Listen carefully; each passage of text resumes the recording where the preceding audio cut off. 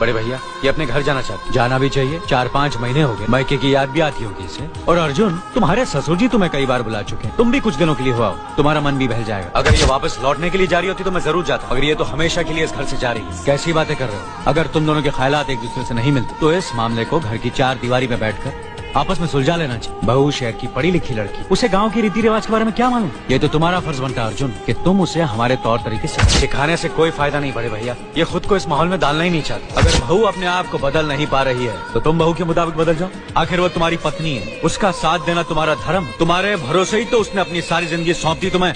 अर्जुन, मेरे दर पर तुम तड़प उठे क्योंकि हम दोनों एक ही माँ की संतान, खून का रिश्ता है हमारा। मगर पत्नी का नाता उससे कहीं ज्यादा गहरा होता है क्योंकि वो पराये घर से आकर अपनों से कहीं ज्यादा अपनी हो जाती है। पति शरीर है तो पत्नी उसकी आत्मा है। पत्नी ही पति के जीवन को सही अर्थ देती है, उसे कामयाब बनाती। पत्नी के बगैर पति बेजान और बेमाने हो जाते। अगर आज तुम अपनी पत्नी को हमेशा के लिए उसके मैके छोड़ाओगे तो ये गाँव, ये समाज क्या कहेगा हमारे बारे में? न्याय के सिंहासन पर बैठकर जो लोगों के अच्छे बुरे का फैसला करता है, अगर उसी के घर में नाइंसाफी होगी तो लोग हंसेंगे हम पर। मुझसे भूल हो गई।